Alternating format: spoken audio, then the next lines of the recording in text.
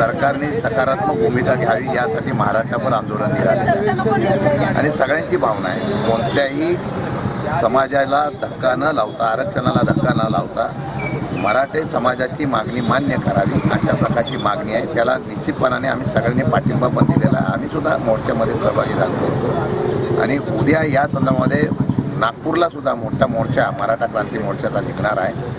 आम्ही नागपूरला आहोत आणि या बाबतीमध्ये अधिवेशनामध्ये या संदर्भामध्ये आवाज उठवण्याची जबाबदारी साताराचा लोकप्रतिनिधी म्हणून माझी सातारा जिल्ह्याच्या या प्रतिनिधी मागणी केली की माझी असेल. मी निश्चितपणाने ती मागणी मागणार अधिवेशनात याचा आवाज उठवतो. 7 तारखेला हायकोर्टामध्ये तुम्ही पतीनं देणार का? शेवटी आता त्यांनी परवाच्या दिवशी मराठा क्रांती मोर्चाच्या संदर्भामध्ये आंदोलन झाल्यानंतर शासनाने जी कमिटी केलेली आहे विनोद तावडे यांच्या नेतृत्वाखाली त्यांनी ज्या सूचना केल्या होत्या त्यामध्ये अजित दादा सगळे होते. त्यांनी कोण त्या ठिकाणी वकील असावा, कोणी कशी भांडू मांडावी याच्या संदर्भातली सूचना केली होती.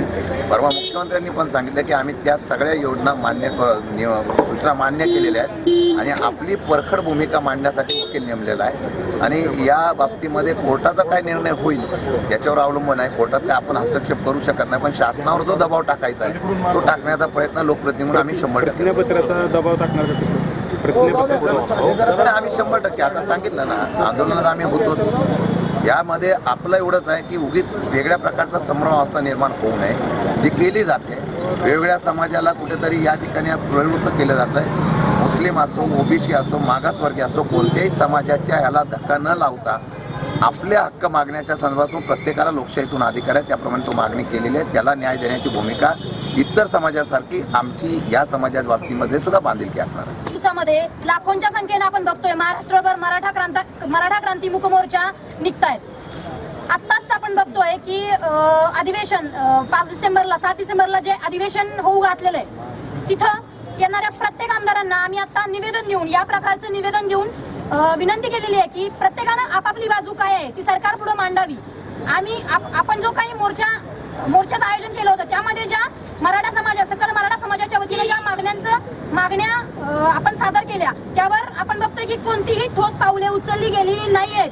जर आपण बघतोय महत्वाचे काही निर्णय का रात्रीत होत आहेत तर मग लाखोंच्या संख्येनं जर मराठी मोर्चे निघत असतील, मराठी मोर्चे काढत असतील, संस्कृती दाखवून शांततेच्या मार्गाने मराठी मोर्चे काढत असतील तर मग या निर्णयावर सरकार उत्तर का देत नाहीये हा आमचा प्रश्न आहे. हाच प्रश्न आम्ही आलेल्या प्रत्येक आमदाराच्या समोर उपस्थित केलेला आहे आणि त्यांनी त्यांच्या परीनं पूर्णपणे सहकार्य करावं. त्यांनी त्यांची बाजू, स्वतःची बाजू सरकारवर टोलवाटोलवी न करता, कुणीही कुणावर टोलवाटोलवी न करता प्रत्येकानं आपापली बाजू मांडावी यासाठी आम्ही आता त्यांना हात जोडून विनंती केलेली आहे. आणि जर असं काही नाही झालं, यावर ठोस पावले नाही उचलली गेली तर याला जबाबदार आहे सरकारच असणार आहे आणि मराठा समाज शांत बसणार नाहीये. अंत बघू नका हेच आम्ही त्यांना सांगितलेलं आहे.